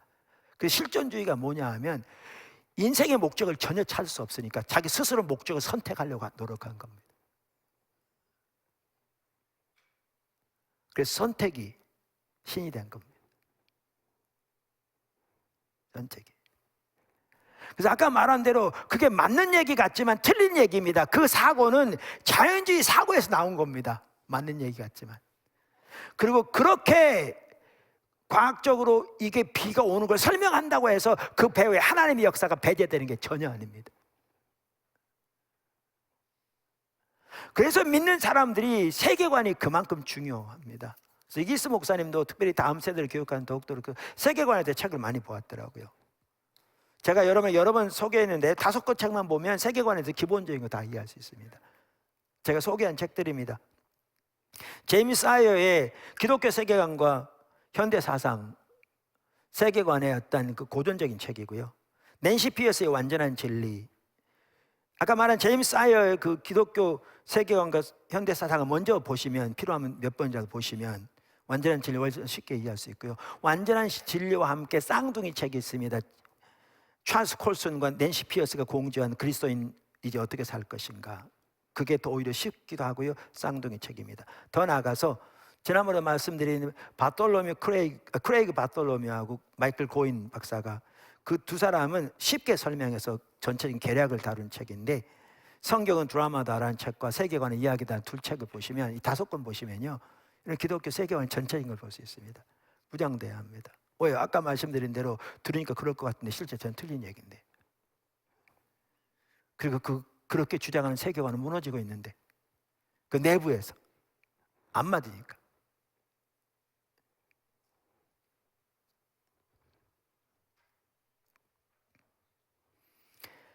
자, 그러면서 진 에드워드 베이스 박사는 종교개혁 시대에는 기독교인들이 하나님이 비를 내리신다 그러면 당연한 것으로 받아들였다는 거죠. 그러니까 하나님의 섭리를 당연한 것으로 받아들였다는 겁니다. 당연한 것으로 받아들이면서 루터 같은 경우 이거를 잘 설명하기 위해서 어떻게 표현했냐면 하나님이 2개의 왕국을 다스리신다고 표현한 겁니다. 두 개의 왕국. 제가 보기에는 지금 저 연구를 안 해봤습니다만은 또 연구할 필요도 없을 수도 있고요. 루터가 두 개의 왕국을 다스린다고 말하는 데는 아까 말한 토마스 아퀴나스의 그 이해를 반박하기 위해서 그런 것 같습니다. 반박하기 위해서 그런 것 같습니다. 그러니까 루터가 말한 두 개의 왕국은 하나는 영적인 왕국입니다. Spiritual Kingdom. 이건 번역하기 쉽습니다. 그러니까 그리고 그 다른 왕국은 The Earthly Kingdom입니다. 이걸 번역하기 어렵더라고요, 제가. 그러니까 책들도 봐도 시원치 않고. 그래서 이 땅의 왕국이라고 하기도 하고, 아니면 지상 왕국이라고 말하기도 하고, 뭐 아니면 세상 왕국. 그런데 세상 왕국하고 영적 왕국 잘못 얘기하면 이게 이문법이 될 수 있잖아요, 토마스 아퀴나스처럼. 그러면 의도한 바가 전혀 달라지니까 그렇게 번역하기도 힘들고.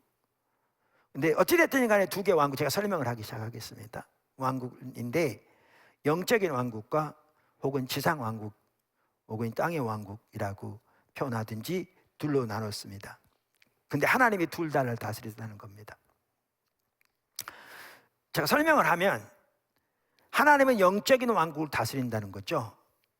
그 영적인 왕국은 이렇게 하나님의 특별한 은총과 관련이 있습니다. 하나님이 특별한 은혜로 사람들을 예수님을 알도록 복음을 들을 때 그 마음을 열어 구원받게 하심으로 하나님의 영적인 왕국에 들이시는 거죠. 들이시는 거죠. 그래서 루터건 캘빈이건 이 영적인 왕국은 모두 하나님의 은총의 도구를 통해, 특별 은총이죠, 도구를 통해 이루어진다. 그래서 하나님의 말씀이 가장 기본적인 은총의 도구이고, 말씀은 인간의 언어를 통해 드러난 하나님의 계시다. 그래서 하나님 백성들로 하여금 믿음을 갖고 성숙한 신앙생활을 하도록 인도하시는 성령의 도구로서 말씀을 통해 사람들을 그러니까 말씀을 토대로 성령을 통해 구원하시고 자라게 하시는, 그래서 그 나라에 들으신, 이게 영적인 왕국. 이건 이해하기 쉽죠. 쉽습니다. 그러면서 진 에드워드 백스 박사는 이렇게 얘기합니다. 하나님의 영적인 왕국은 교회를 통해서 뚜렷하게 표현된다. 영적인 왕국이 가장 잘 표현되는 게 뭐냐면 교회를 통해 표현된다는 거죠. 그러니까 교회가 영적인 왕국이라 그 얘기는 아닌데, 영적인 왕국에서 하나님이 다스리신데 이 영적인 왕국이 뭘 통해 표현되는가? 교회를 통해서 가장 뚜렷하게 표현된다. 교회인 구원받은 하나님의 백성들은 말씀과 성례전 주변에 모이는 것이다. 제가 그 참 이렇게 하려고 그러는데 우리 성찬식 하려고 그럽니다. 주일날. 뭐냐면 이게 이제 방법만 달리하면 되거든요. 그래서 얼마든지 할 수 있습니다. 얼마나 할 수 있어서 성찬식 그동안 못해서 성례전이 너무나 중요한데, 그래서 성찬식 앞으로 정해질 때 하려고 합니다. 시간은 약간 더 걸릴지 모르지만 방법만 달리면 얼마든지 우리 지키면서 잘 할 수 있습니다. 그 하나님의 영적인 왕국은 교회를 통해 뚜렷하게 표현된다. 교회인 구원받은 하나님의 백성들은, 그게 교회죠, 말씀과 성례전 주변에 모이는 것이다. 하나님의 교회라는 제도를 통해 자녀들이 영혼을 보살피고 구원의 메시지를 다른 이들에게 전하게 하신다. 목회를 하도록 부름을 받은 목사의 소명이 여기 있다.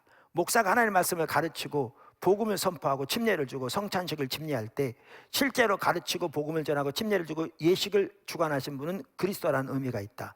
하나님은 목사라는 이 세상의 도구를 통해 일하시는 것이다. 이해하시죠? 영적인 왕국을 우리를 들이십니다. 왕으로 다스리십니다. 그걸 잘 표현되는 게 교회입니다. 그럼 교회만 하더라도 목사라는 하나님의 부름을 받은 세상의 도구를 통해서 말씀을 선포하고 성례를 집례하고 등등 여러 가지 일을 하게 하시는데, 배후에 누가 일하신다? 하나님이 일하신다는 겁니다. 근데 우리가 신약 성경에 보면 교회를 그리스도의 몸이라고 표현한 것처럼 이것은 목사를 통해서만 일하시는 게 아니라 모든 성도가 그리스도의 몸의 지체로서 각자 하나님이 주신 달란트대로 또 하나님께 주신 은사대로 서로를 섬김으로 교회가 자라게 되고 그리스도의 장성한 분량이 충만한 데까지 자라게 되는데, 이렇게 각자 섬길 때 배후에서 역사하시는 분 누구시다? 하나님이시다. 그러니까 사람을 통해서 하나님께서 일하시되 결국 통치하시는 분은 하나님이시다. 할렐루야. 그러니까 이건 이해가 됩니다, 쉽게. 근데 이 동일한 일이 어디서 일어나는다고 지금 말하냐면, 이제 이 얘기하려고 지금 이걸 나눈 거잖아요. 어디서 이루어지느냐면 세상 나라에서도 그렇다는 거죠. 세상 왕국 혹은 이 땅의 왕국 혹은 지상 왕국, 뭐라고 해요? The earthly kingdom에서도 동일한 일이 일어난다는 겁니다.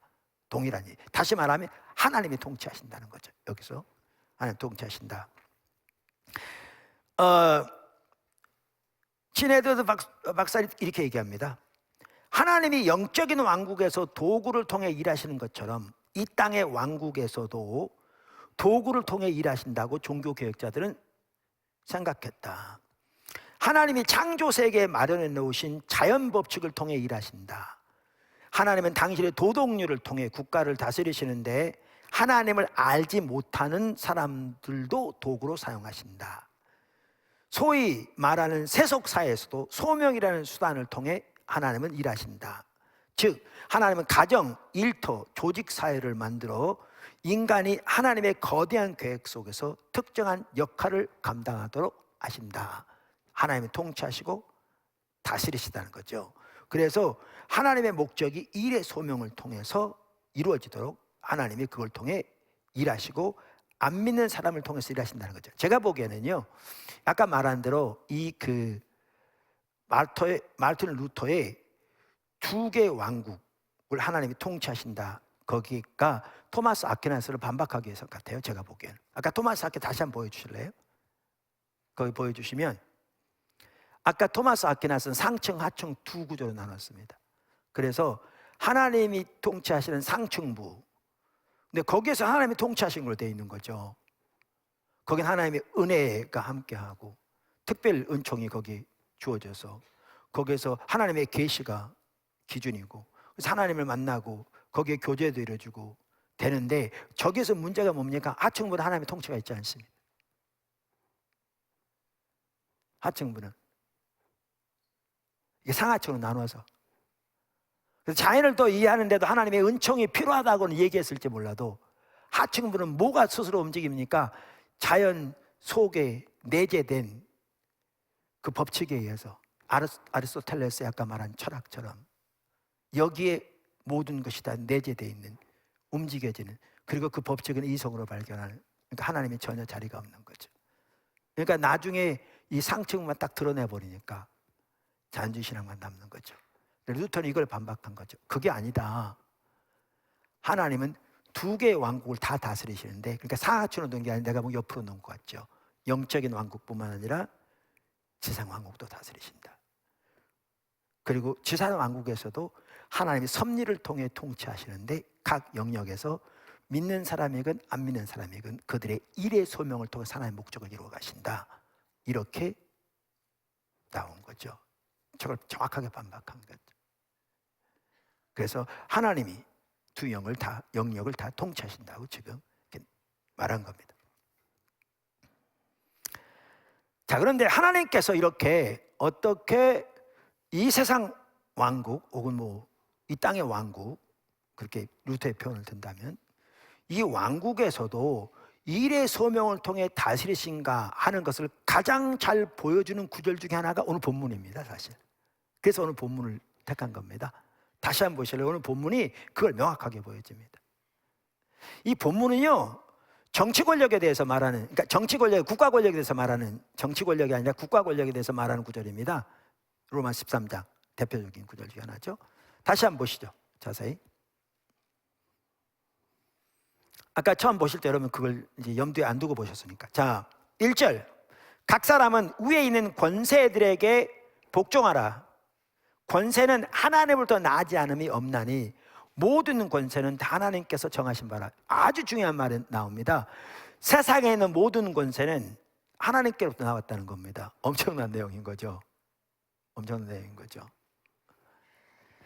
그리고 하나님께로 나오지 않은 권세는 아무것도 없다. 지금 이렇게 읽은 거죠. 2절.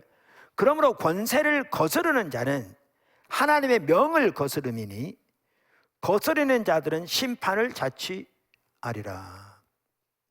그러니까 옛날에 왕들이 그들의 모든 권세는 하나님께 나왔다고 그러면서 정말 말도 안 되게 백성들을 핍박하고 압박했거든요. 그것에 반발로 이 그 계몽주의가 더 일어나게 됐거든요. 근데 제가 그걸 지금 말하는 건 아닙니다. 이 구절을 그걸 말하는 게 아닙니다. 그런 내용은 앞으로 살펴볼 겁니다. 3절, 다스리는 자들은 선한 일에 대하여 두려움이 되지 않고 악한 일에 대하여 되나니 네가 권세를 두려워하지 아니하려느냐. 선을 행하라. 그리하면 그에게 칭찬을 받으리라. 그럼 4절을 보시면 그는 하나님의 사역자가 돼요. 누가 지금 하나님의 사역자입니까? 여기 보면 세상에 권세 잡은 자를 하나님의 사역자라고 표현합니다. 안 믿는 사람이거든요. 근데 뭐라고 표현하고 있어요? 하나님의 사역자라고 표현하고 있어요. 성경에 하나님의 사역자가 되어 네게 선을 베푸는 자니라. 그러나 네가 악을 행하거든 두려워하라. 그가 공연히 칼을 가지지 아니하였으니. 여러분, 이 칼이 누구 칼입니까? 하나님 칼이라는 얘기입니다. 하나님이 그에게 주신 칼이라는 겁니다. 곧 하나님의 사역자가 되어 악을 행하는 자에게 진노하심을 따라 보응하는 자니라. 로마서 13장은 아까 제가 하나님 우리를 부르시되 복합적으로 부르셨다고 그랬잖아요. 어디서? 일터에서, 어디서? 가정에서, 어디서? 교회에서, 어디서? 사회, 국가에서. 그래서 사회, 국가에서 부르심에 대한 구절과 관련된 부분이죠. 이 부분은. 그래서 아주 중요한 부분입니다. 그래서 그 부분에 대해서는 구체적으로 나중에 살펴볼 겁니다. 시민으로서, 국민으로서 우리가 어떻게 권세를 따라 하나님 세우신 권세를 또 존중하고 또 따라갈 것인가 등등등. 특별히 민주주의 시대에 살면서 어떻게 이 하나님의 말씀을 우리가 올바로 따라갈 것인가, 이 부분은 나중에 구체적으로 살펴볼 겁니다. 오늘은 제가 그걸 살펴보려고 하는 게 아니라 어떻게 일의 소명이 하나님이 주신 소명이고 하나님이 이 일의 소명을 통해 하나님의 목적을 이루어 가시고 때로는 안 믿는 사람을 통해서도 이 일을 이루어 가시는가를 지금 여기서 볼 수 있다. 그 핵심적인 기본적인 부분만 지금 언급하고 넘어가려고 합니다. 몇 가지만. 무슨 말 아시겠죠? 자, 이 구절에 보면 그럼 첫 번째 뭘 볼 수 있느냐? 하나님께로부터 나지 않은 권세는 없다는 겁니다. 명확하게 말하고 있습니다. 하나님께로부터 나지 않은 권세는 없다. 부모나 고용주, 그러니까 성경에는 주인이라고 되어 있는 뭐죠? 그 교사, 뭐 교회 지도자, 국가 지도자, 뭐 사법권 등등, 여기 보시면 하나님께로부터 나지 않은 권세는 없다는 것을 명확하게 말하고 있습니다. 하나님만이 진정한 권세자이시며 본질적으로 그분만이 주권을 가지고 계시고 그분만이 올바른 명령을 내릴 수 있는 유일한 권한을 가지고 계십니다. 그런데 재판, 치안, 행정 그 밖에 관리로 부름을 받은 자들은 하나님께로부터 나온 권세를 가지고 있되 대여받은 권세입니다. 하나님이 부여해 준 권세죠. 그리고 그 권세는 자신의 것이 아니라 하나님의 것을 행하는 권세인 것을 명확하게 말하고 있습니다. 그러니까 성경에 보면 질서에 대해서 다루면서 모든 질서는 하나님까지 올라가거든요. 이 같은 맥락입니다. 그러면 저는 이 부분이 얼마나 중요한가를 볼 수 있는데, 대부분의 성도들은 잘 하는데 어떤 경우는 그게 상처로 인한 것인지 어떤 일인지는 모르지만 일부 경우에 하나님이 세우신 권세를 이렇게 소중히 여기지 않는 질서를, 그것이 뭐 부모의 권세건 뭐 예를 들면 뭐 직장에서건 아니면 뭐 남편의 권세건 뭐 아니면 뭐 다른 권세건 이제 그러한 것들에 대해 올바로 되지 않을 경우에 신앙적으로 근본적으로 문제가 있는 걸 자주 봅니다. 이게 그만큼 소중한, 강력하게 말하고 있잖아요. 이 하나님의 권세 올바로 서지 않으면 심판이 있을 거라고. 자, 그래서 하나님의 권세 아래 있기 때문에 모든 권세는 자신의 권세를 남용하면 하나님의 부르심에서 벗어나게 되는 거죠. 이 부분은 이제 앞으로 아까 말한 대로 자세히 살펴볼 겁니다. 둘째, 여기서 볼 수 있는, 기본적으로 볼 수 있는 중요한 한 가지는 이 일의 소명은 하나님의 도구라는 거죠. 일의 소명은. 여기 관원, 권세를 가진 자는 성경에 보면 하나님의 사역자라고 되어 있거든요. 하나님의 사역자라고 되어 있을 뿐만 아니라 하나님의 칼을 집행하는 자로 되어 있어요. 그러니까 하나님의 도구인 거죠. 하나님의 도구인 거죠. 그래서 일의 소명은 하나님의 도구입니다. 하나님의 도구입니다.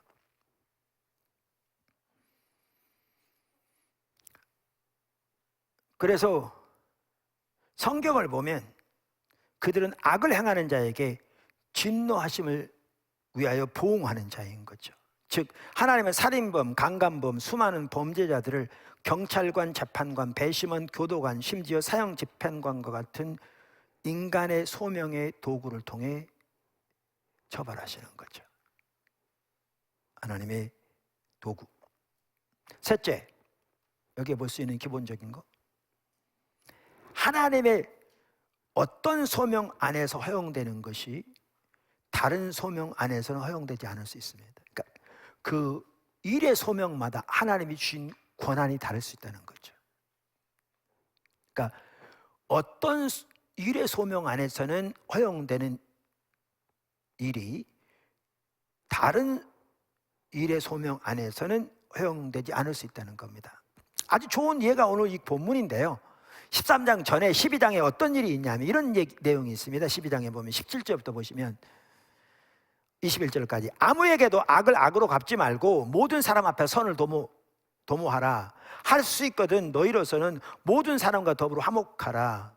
내 사랑하는 자들아, 너희가 친히 원수를 갚지 말고 하나님의 진노하심에 맡기라. 기록되었으되 원수 갚는 것이 내게 있으니 내가 갚으리라 주께서 말씀하시니라. 내 원수가 줄이거든 먹이고 목마르거든 마시게 하라. 그리함으로 내가 숯불을 그 머리에 쌓아 놓으리라. 악에게 지지 말고 악으로 선을 이기라. 여러분, 이 구절을 보면 예수님께서 산상수훈에서 말씀하신 것과 정확하게 같은 맥락의 말씀입니다. 원수를 사랑하라.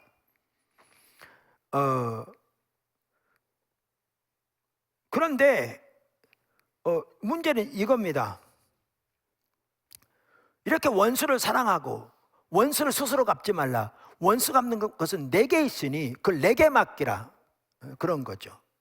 그럼 이 구절은 사람들이 잘못한 것도 처벌하지 말고 그대로 놔야 된다는 말이냐? 그렇게 되면 사회는 완전히 무정부 상태가 될 것이고 난장판이 될 겁니다. 수많은 사람들이 오히려 목숨을 잃고 재산을 빼앗기고 그 수많은 고통이 있게 됐겠죠. 근데 이 말이 바로 있고 난 다음에 바로 다음에 나온 게 모든 권세는 하나님께 나갔다고 그러면서 13장에 나오는 겁니다. 13장에.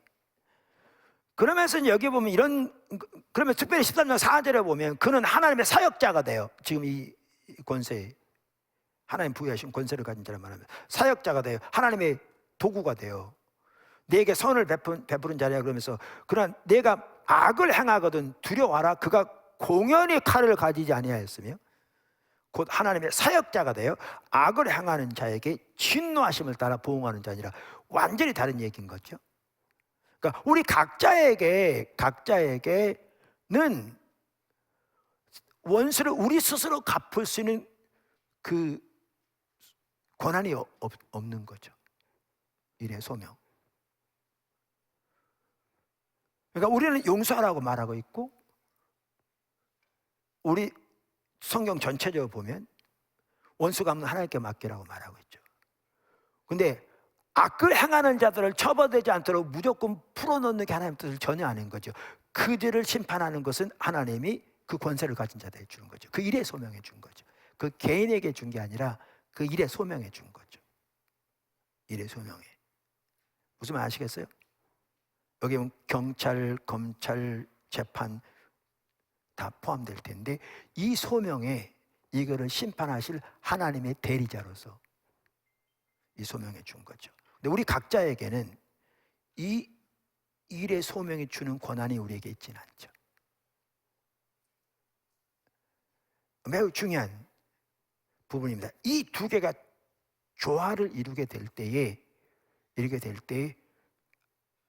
온전하게 올바로 사회가 유지될 수 있는 것이지요.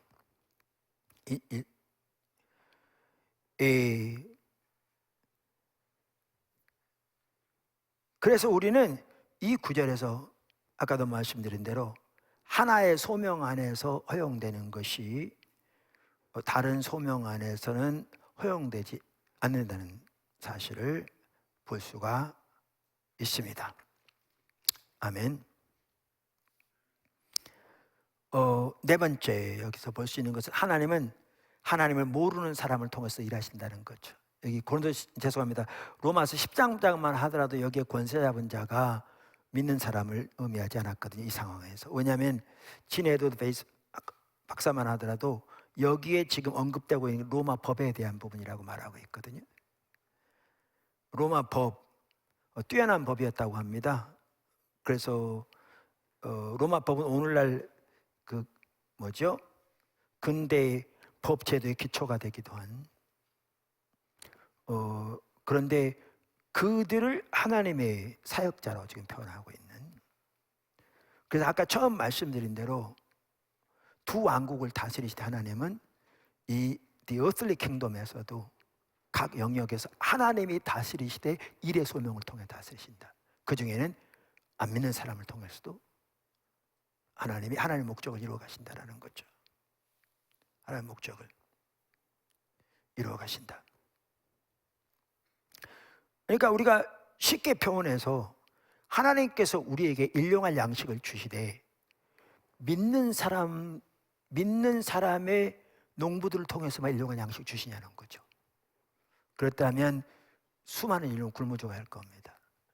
모든 영역에서도 마찬가지입니다.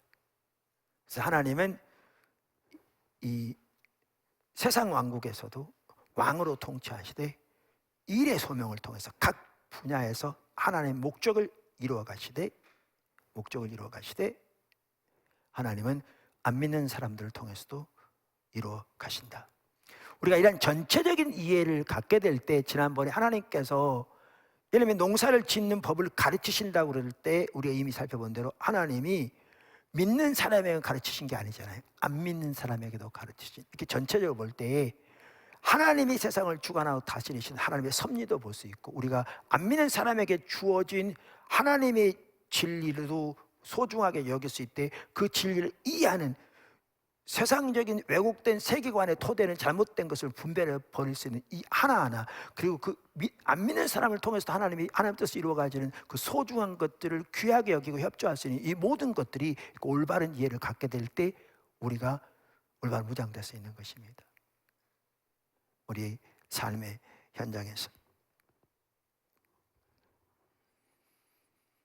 이 세상에서는 농부의 일이나 혹은 제빵사들의 일을 지네도 베이스 박사 이렇게 얘기합니다. 그리스도인이나 비그리스도인 하더라도 크게 다르지 않다.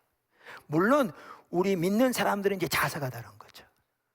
이게 소명으로 알고 하나님께 대해서 하게 되기 때문에 이제 앞으로 더 살펴보겠지만 우리의 목표가 다르고 그것을 얻는 우리의 만족감이 다르고 성취감도 다르고 우리는 그렇지만 그 일 자체는 크게 다르지 않을 수 있는 거죠.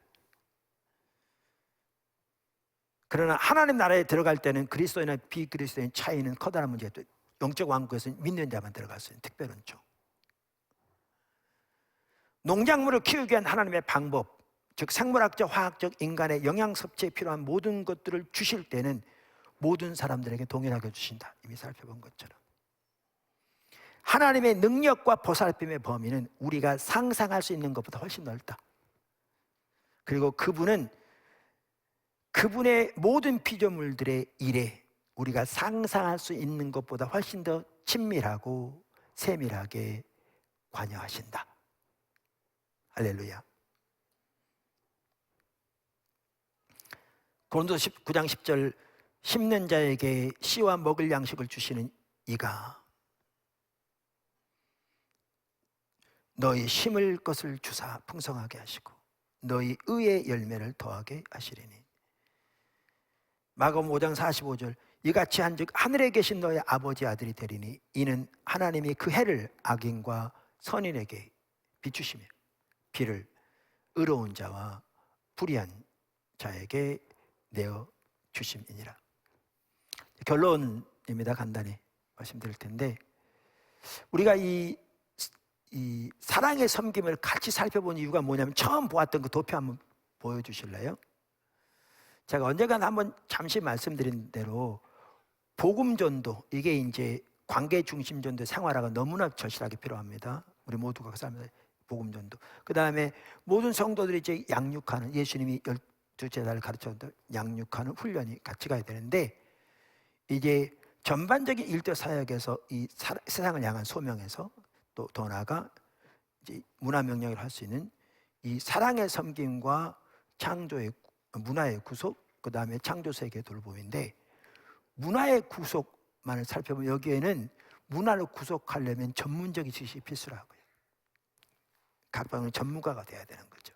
근데 이 부분만 강조하고 지금 말씀드린 이 우리의 모든 일에서의 하나님의 일의 소명을 발견하고 사랑으로 이웃을, 이제 나중에 나오지만 섬김으로 하나님을 섬기는, 그래서 이 하나님의 목적에 드려지는 이 소중한 것이 같이 가지 않으면 우리는 한쪽만 치우치게 됩니다.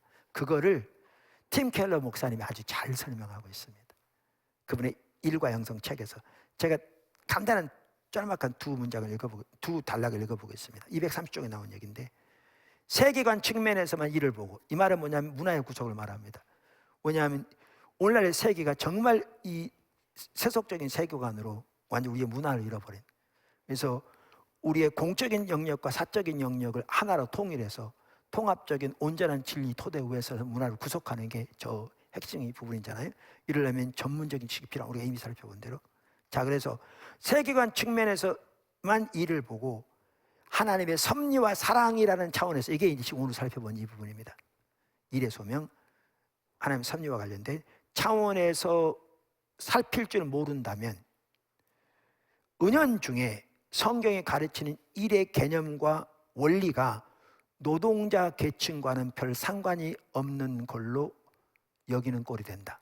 화이트 클래스만 위한 거지 블루 클래스는 위한 게 아닌 것처럼 돼버릴 수 있다는 거죠. 한쪽만 치우치면, 저 문화의 구성만. 또 이렇게 얘기합니다. 그러므로 이를 사랑이 많으신 하나님의 세상을 향한 섭리를 전달하는 도구로 보는 성경적 노동관, 우리가 살펴보는 지금 일의 소명, 노동관은 매우 중요하다. 크리스천 세계관이 가진 차별성에 집착할 때, 아까 말한 세계관에 집착할 때 발생할 수 있는 엘리트주의와 파벌주의를 제어해주는 까닭이다. 그래서 아까 말씀드린 대로 세계관에 무장돼져서 문화를 구속하는 일에만 초점이 맞춰지면 엘리트주의로 빠질 수 있는 거죠. 기독교 일의 세계관은 화이트 칼라만 위한 것인 것처럼. 그런데 전혀 그렇지 않은, 일의 소명을 통해 하나님의 사랑의 도구로 이웃을 사랑하는 탁월함을 통해 섬기는 자리로 모든 일이 하나님의 소명임을 인식하고 나아가는, 이것이 같이 균형을 잡게 될 때 우리는 하나님께서 이 땅에서 이루고자 하는 하나님의 명령을 올바로 이루게 되고 이 하나님의 목적을 위해 귀하게 동행하는 우리 삶이 되는 겁니다. 이 부분을 우리가 잘 인식하고 하나님이 이 부분을 인도해 가시는 거고요.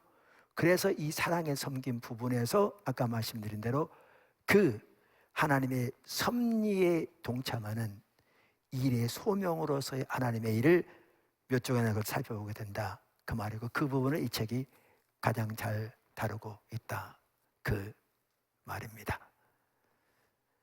하나님께서 우리를 정말 귀하게 인도하고 계셔서 감사하고요. 우리 모두가 부지런히 배우고 또 배운 대로 순종하면서 하나님의 그 위대한 일에 귀하게 동참하고 동역하고 쓰임받는 여러분 모두가 되기를 주님의 축원합니다. 기도하겠습니다. 가정에 있는 분들 다 같이 기도했으면 좋겠습니다.